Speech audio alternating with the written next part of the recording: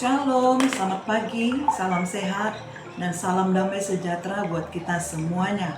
Bapak, Ibu, Saudara-saudari kekasih dalam Kristus Yesus, sebelum kita mendengarkan firman Tuhan di pagi hari ini, marilah kita berdoa. Terpujilah Engkau Tuhan Allah Bapa kami yang bertata dalam kerajaan surga. Di pagi hari yang berbahagia ini, kami masih dapat menikmati anugerah Tuhan melalui nafas kehidupan yang Tuhan berikan kepada kami. Sebelum kami berangkat melakukan aktivitas kami, ingin terlebih dahulu kami disapa oleh firman. Berfirmanlah Engkau ya Tuhan, sebab kami telah siap untuk mendengarkannya. Amin. Jemaat Tuhan yang berbahagia dimanapun kita berada, yang menjadi renungan buat kita di hari ini, hari Jumat, tanggal 31 Mei tahun 2024, yaitu yang tertulis di dalam kitab Hagai, pasalnya yang kedua, ayatnya yang ke-8. Beginilah firman Tuhan dikatakan, Aku akan mengguncangkan segala bangsa, sehingga barang berharga milik segala bangsa itu akan datang. Aku akan memenuhi bait ini dengan kemuliaan, firman Tuhan semesta alam. Sampai di sana firman Tuhan. Saudara-saudari jemaat Tuhan, Hagai adalah nabi Tuhan yang diutus kepada orang-orang Yahudi setelah mereka kembali ke Yehuda dari pembuangan di Babel. Kota Yerusalem sudah hancur. Begitu juga dengan bait suci, kebanggaan orang Yahudi juga hancur berkeping-keping. Dan orang-orang Yahudi diangkut ke Babel sebagai orang buangan.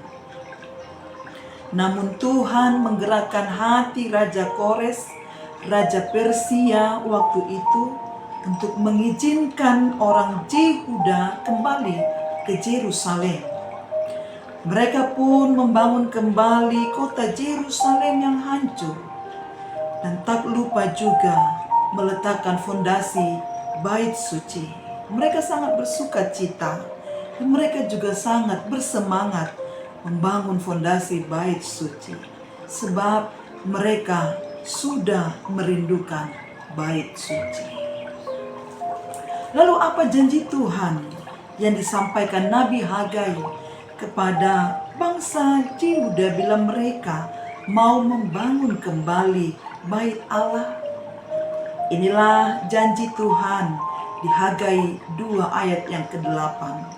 Aku akan mengguncangkan segala bangsa, sehingga barang-barang berharga milik segala bangsa itu akan datang. Aku akan memenuhi bait ini dengan kemuliaan, firman Tuhan semesta alam. Saudara-saudara, kemegahan bait suci Allah itu digambarkan dengan datangnya barang-barang indah seperti zaman Salomo. Di atas semua gambaran kemegahan bangunan itu, kemuliaan bait Allah yang sebenarnya itu adalah karena adanya kehadiran Allah di sana. Kehadiran Allah itulah yang akan menggoncangkan segala bangsa. Bapak Ibu jemaat Tuhan, kemegahan bangunan bait Allah menjadi tidaklah berarti bila dibandingkan dengan kehadiran Allah yang memenuhi bait Allah. Seperti yang diceritakan di 2 Tawarik 7 ayat 1 sampai yang kedua. Ketika Salomo mengakhiri doanya, api turun dari langit memakan habis kurban bakaran dan korban sembelihan itu. Dan kemuliaan Tuhan memenuhi rumah itu. Para imam tidak dapat memasuki rumah Tuhan itu karena kemuliaan Tuhan memenuhi rumah Tuhan. Bangunan bait Allah hanyalah akan menjadi sekedar bangunan saja bila Allah tidak hadir di sana.